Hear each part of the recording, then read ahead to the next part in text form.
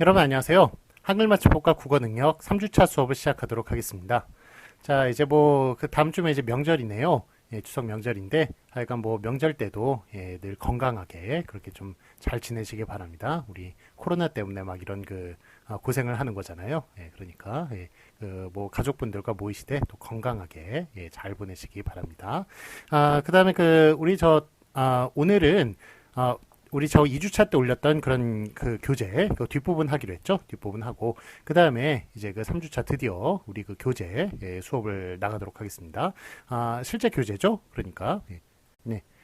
그래서 요 교재로 이제 좀 이따가 우리 저 그 2주차 교재 끝나면 요것으로 바로 이제 수업을 나가도록 할 텐데, 혹시 이 책 구입을 하신 분 있으신지 모르겠습니다. 요 책. 예, 그런데 요게 뭐 약간은 좀 맞춤법 수정 뭐 이런 거를 거쳐가지고 그 요즘 보라색 책에서 이렇게 그 파란색 쪽으로 바뀐 거고요.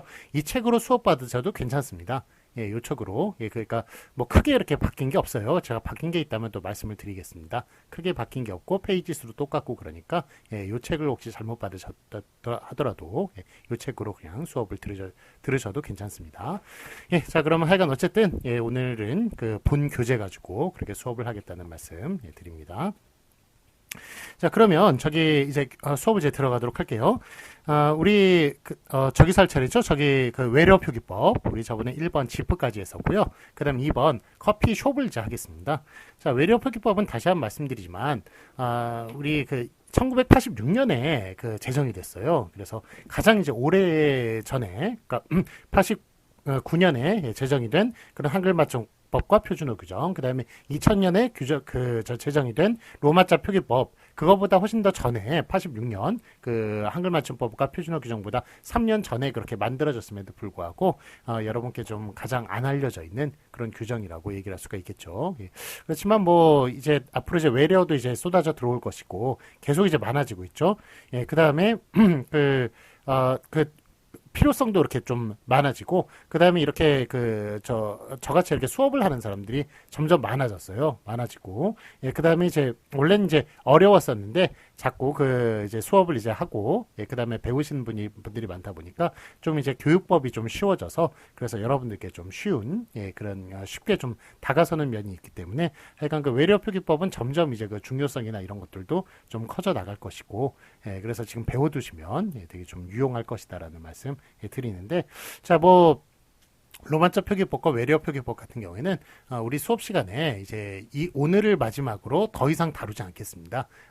로마자 표기법은 지난 시간이 끝이었고요. 외래어 표기법은 이번 시간이 끝이에요. 왜냐하면 이제 우리가 이제 한 학기 동안 수업 진도를 나가야 되는데 수업 진도가 그 한글 맞춤법과 그다음에 표준어 규정, 그것도 표준 발음법까지도 아니고 표준어 규정, 그 표준어 사정 원칙까지만 딱 수업을 하면은 우리가 한 학기가 끝나게 되더라고요.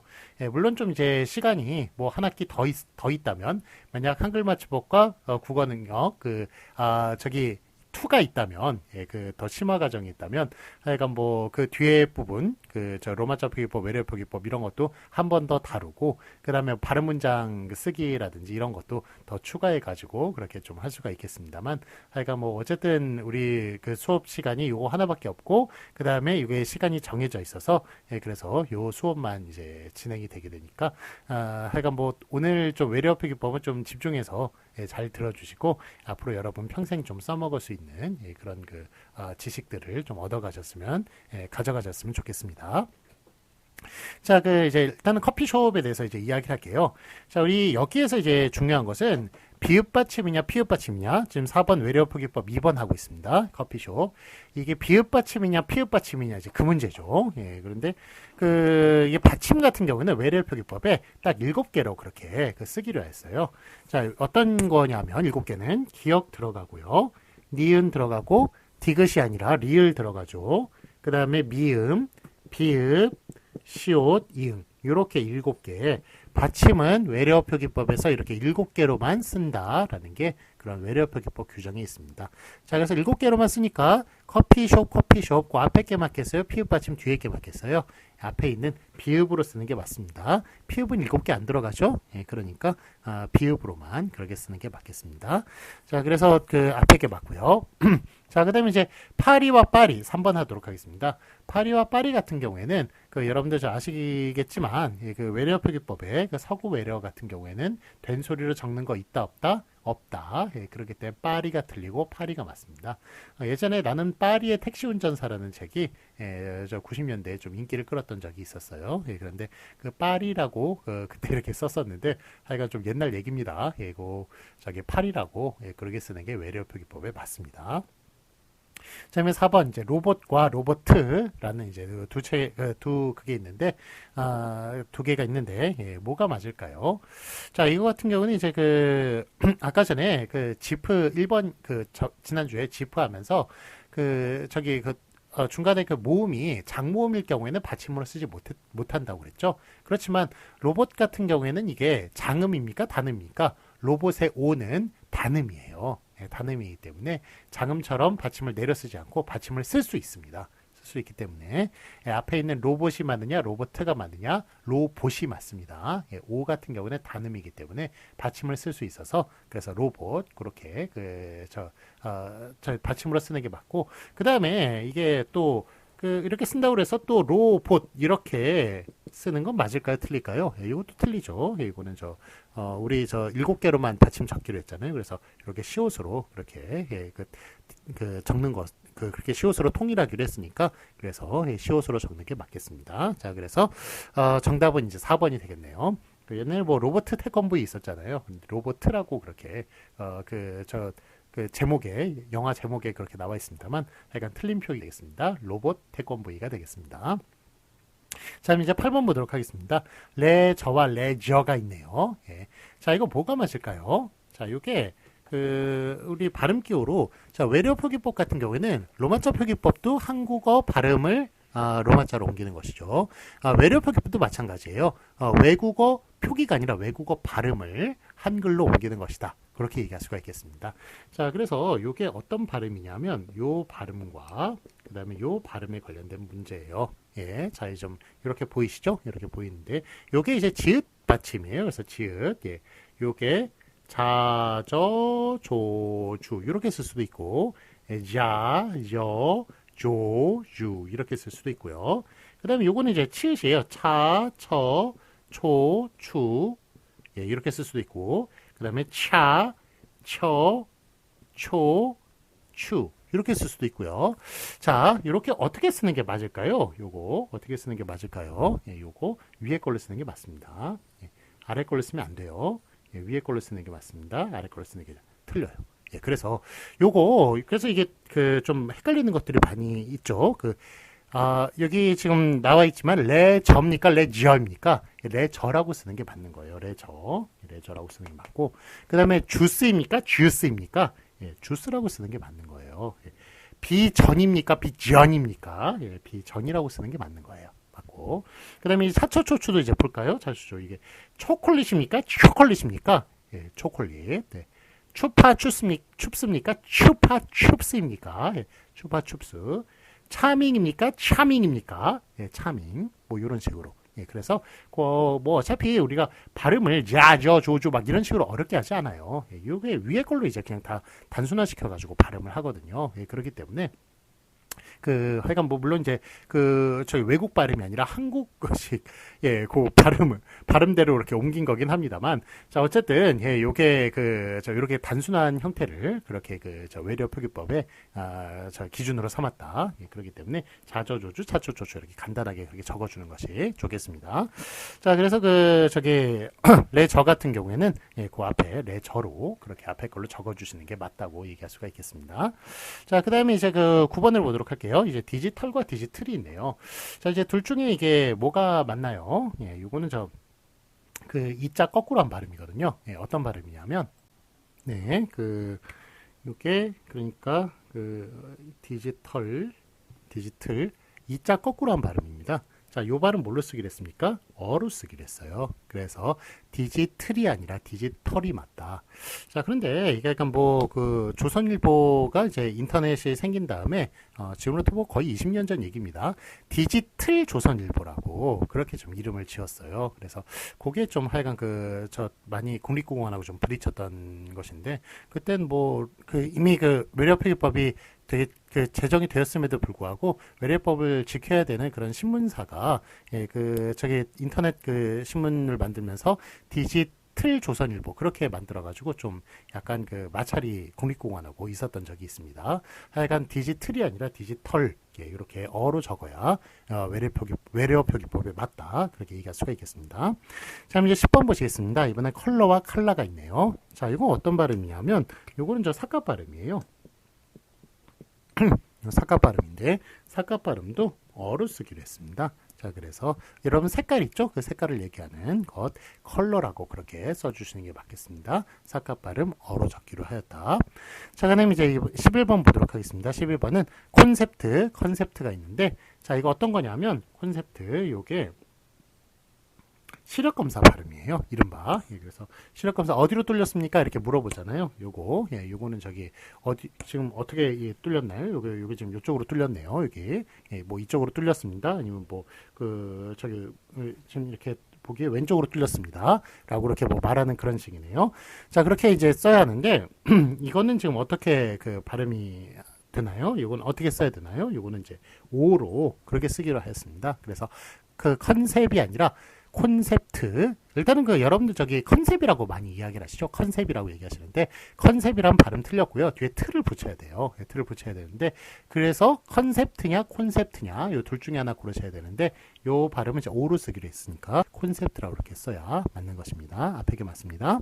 자, 그럼 12번 보도록 하겠습니다. 12번 보시면 보트와 보트가 있네요. 자, 요게 여러분들 많이 헷갈려 하시는 거예요. 오우 있죠?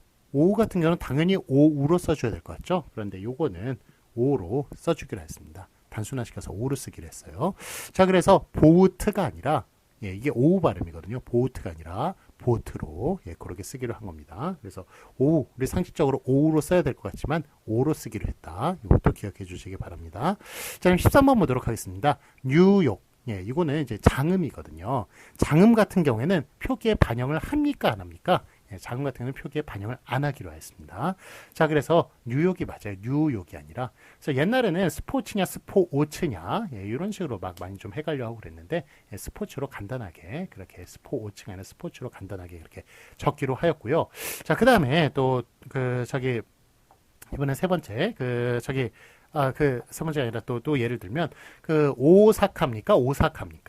오사카로 일본에도 장음이 있네요. 그래서 오사카로 예전에 많이 썼습니다만 그것도 장음 반영 안 하니까 오사카라고 그렇게 써줘야겠습니다.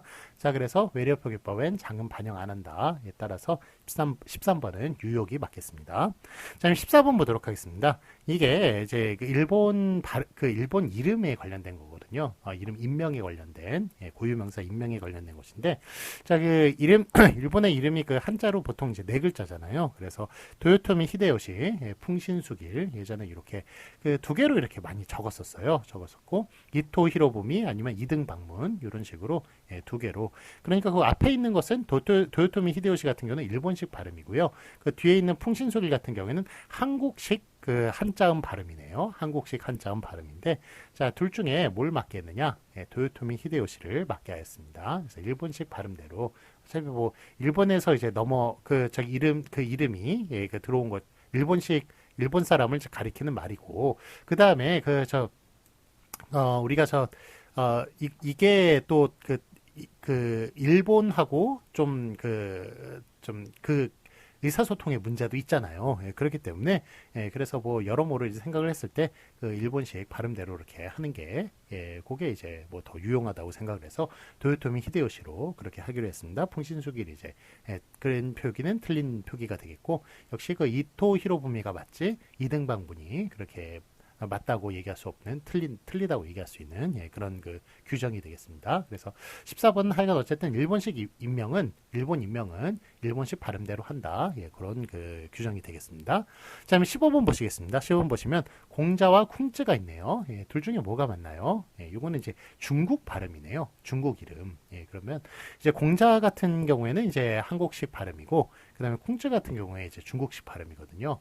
자, 우리가 베이징이라고 그러기도 하고 북경이라고 그러기도 하잖아요. 그러니까 북경이라는 게 이제 한국식 발음이고 이제 베이징이 이제 중국식 발음인데 왜 이게 다를까요? 예, 왜 발음이 이렇게 다를까요? 그 같은 이제 한자인데 예, 왜 이렇게 읽는 게 예, 달라졌을까요? 한국이 바뀐 겁니까? 중국이 바뀐 겁니까? 예, 이거 뜻밖의 중국이 바뀐 거예요. 예, 왜냐하면 이게 지금 한국은 어디 발음을 하느냐 하면 이제 북경이라든지 뭐 아니면 공자라든지 뭐 주음발이냐 저울음파냐 이렇게 얘기했을 때 주음발이라고 성룡이냐 청룡이냐 얘기했을 때 성룡이라고 그렇게 발음하고 그러는 이제 발음들은 다 어디에서 온 거냐면 다 이제 그 저기 우리가 1500년 전에 당나라에서 그 저기 한자를 받아들였거든요. 그래서 그 우리 지금 발음하는 거는 그때 1500년 당시에 1500년 전에 당나라의 수도 장안 지금으로 말하면 시안이라는 곳입니다. 그 저 진시황릉 있는 곳이거든요. 예. 거기에 그 발음을 그대로 지금 하고 있는 거예요. 그러니까 그 한자가 그때 받아들여지면서 그때 이제 그 장안에 있는 그런 발음이 한자와 함께 발음도 동시에 들어와가지고 발음조차도 예, 그냥 그렇게 발음조차도 받아들이게 된 거예요. 예, 그래서 1500년 동안 한국 같은 경우는 한자를 되게 그 숭앙시 여겼어요. 그러니까 되게 중요하게 그렇게 여겼거든요. 그래서 발음 변하지 않고 그대로 그렇게 1500년 동안 유지가 되었었던 것입니다. 예, 그래서 그 하여간 한국 사람들은 그 걸어다니는 화석들이에요. 예, 그런데 중국 같은 경우에는 이게 여러 번 수도를 이사를 갔잖아요. 예, 뭐 하여간 뭐 저기 뭐 여러 군데로 이제 수도를 이사를 가면서 그 수도가 이렇게 이사를 갈 때마다 그렇게 표준어가 바뀌고 그러기 때문에 예, 그래서 이제 발음이 그 중국이 오히려 이렇게 바뀌게 된 것입니다. 그래서 지금 이제 중국 그 표준어가 여러분 저 북경이 이제 표준어라고 생각하시죠? 예, 그게 아니라 뜻밖의 하얼빈 말이 예, 그것도 표준어라고 하네요. 중국에서는 예, 행정상의 수도는 이제 북경이지만 또 하얼빈 예, 그 말이 그쪽 말이 이제 또 그걸로 저기 그 표준어로 돼 있다는 것 그것도 약간 중국어의 또 재밌는 현상이라고 얘기할 수 있는데 어쨌든 예, 중국이 바뀌었어요. 중국이 바뀌었고 예, 그래서 1500년 전에 중국 그 당나라 수도 장안 예, 거기 발음이 어떻게 하는지 예, 그게 이제 중국 사람들이 궁금하다면 한국 사람한테 발음을 시키면 됩니다. 예. 어쨌든 이렇게 그 한국식 발음이 있고 예, 제가 한국식 발음이 어떻게 이제 형성이 되었는가, 예, 그걸 이제 말씀을 드린 거고요. 한국식 발음이 있고 중국식 발음이 있는데, 자, 이게 어떻게 지금 써야 돼? 그럼 공자냐, 쿵즈냐, 이제 이 문제가 이제 걸리는 겁니다.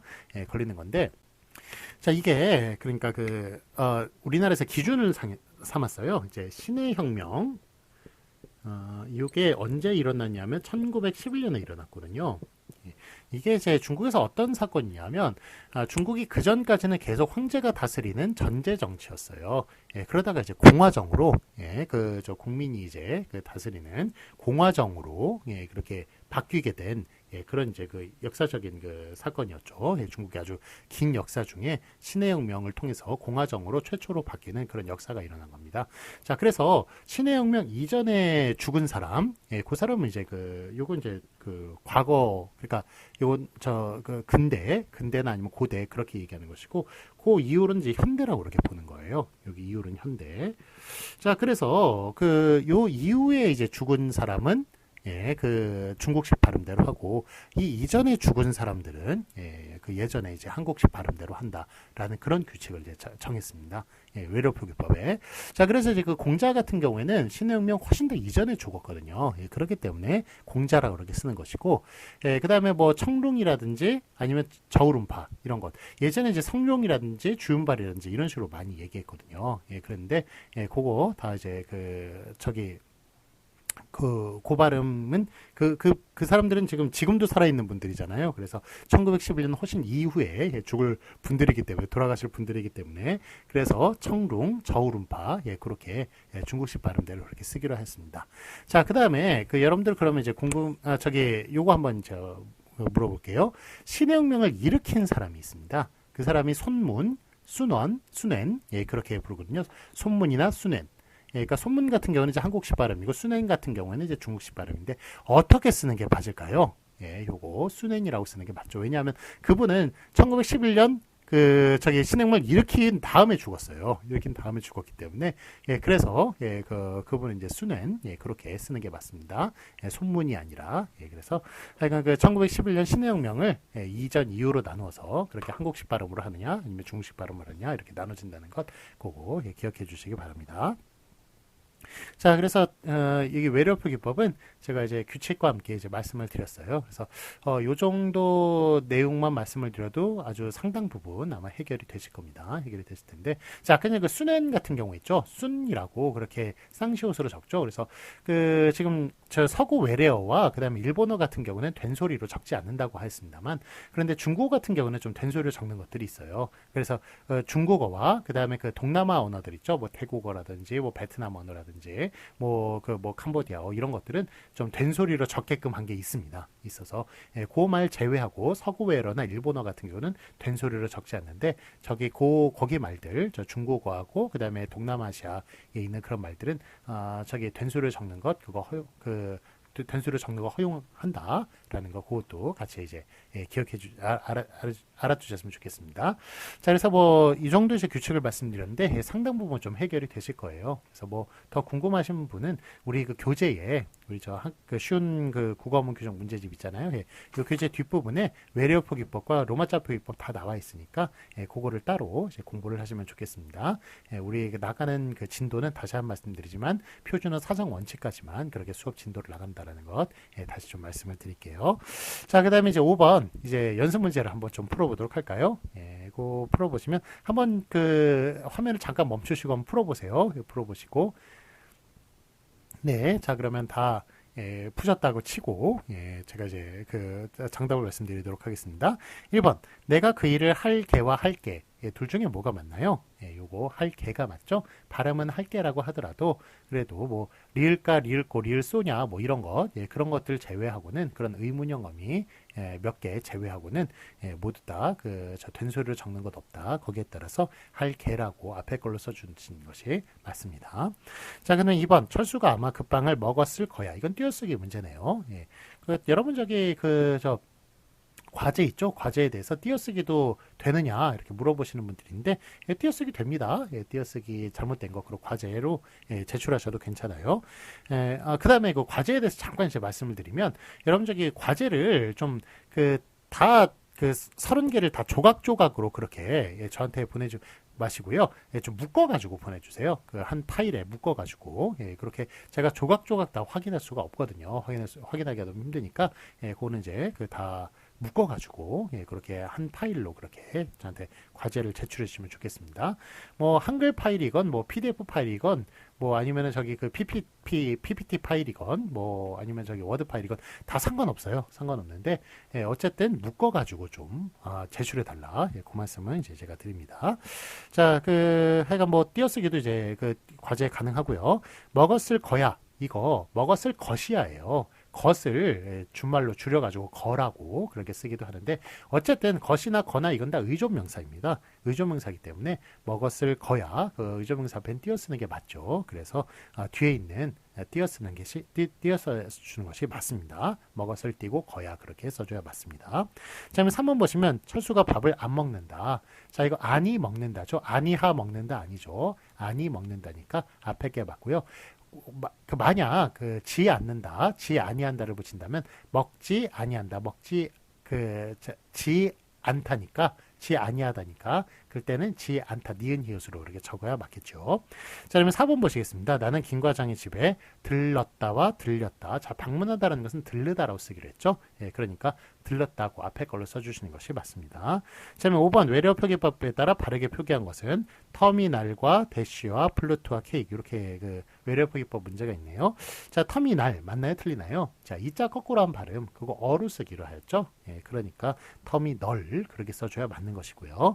자, 그러면 2번 대쉬라고 썼는데 자, 대쉬 쉬가 맞습니까? 시가 맞습니까? 제가 외래어 표기법 얘기하면서 죄송합니다. 여러분들 저 외래어 표기법 얘기하면서 지금 5번, 6번, 7번을 안 했네요. 5번, 6번, 7번 안 했네요. 다시 올라가서 좀 이야기를 하겠습니다. 죄송합니다.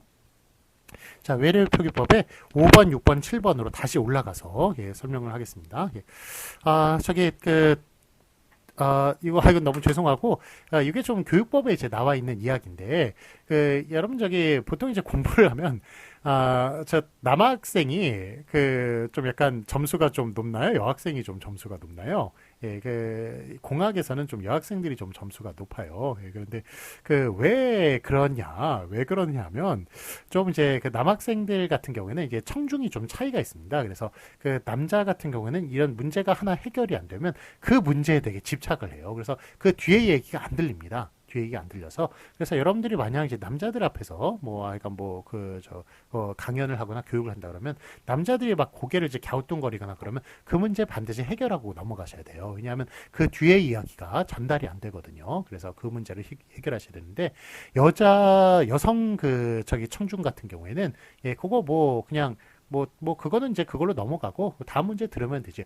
이런 식의 좀 생각을 가지고 있어요. 생각을 가지고 있기 때문에, 남성 청중과 여성 청중이 좀 다릅니다. 그래서, 지금 이제, 지금 수업을 하는 건 여성 청중이기 때문에, 아마 5번서부터 7번까지, 예, 이렇게 넘어가는 것, 예, 그거 좀, 이상하다고 생각을 하셨지만, 그래도 여성 청중들이시기 때문에, 아마, 다음에 다시 하겠지, 라고 생각하고 아마 지금까지 수업을 들으셨을까 생각을 해요. 그런데 남성 청중은 이거, 예, 하여간, 남성 청중과 여성 청중이 좀 다르다는 거 좀 말씀을 드리고, 하여간 어쨌든 제가 이거 깜빡하고 넘어간 거 너무 죄송합니다. 죄송하고 다시 이제 앞으로 넘어가서 테이프 하도록 할게요. 5번의 테이프요.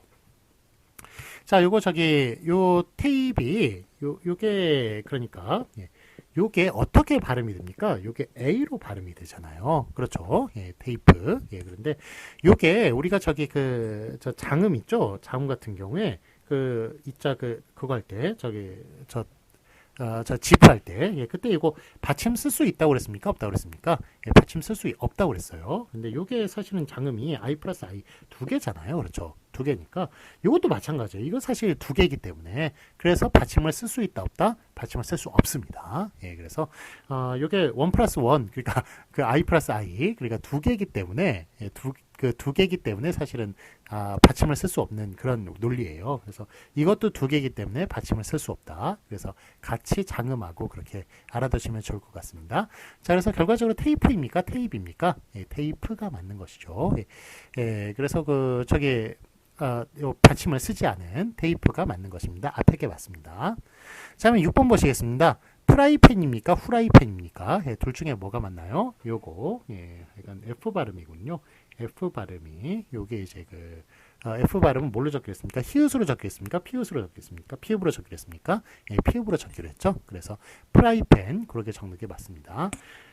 F를 히읗으로 적는 것은 어디에서 온 버릇일까요? 예, 이거는 저 일본어를 거쳐가지고 그래서 왔기 때문에 일본어 같은 경우는 이게 피읍 받침으로 예, 그렇게 피읍으로 이렇게 쓰기보다도 히읗으로 이렇게 많이 쓰거든요. 그래서 일본을 거쳐가지고 왔기 때문에 그래서 패밀리 아니라 패밀리 막 이런 식으로 적고 예, 그랬던 일이 있었던 겁니다. 그렇지만 한국에는 엄연히 그렇게 피읍이 있기 때문에 그래서 예, 피읍으로 쓰기로 했습니다. 프라이팬이라고 써주셔야 맞습니다.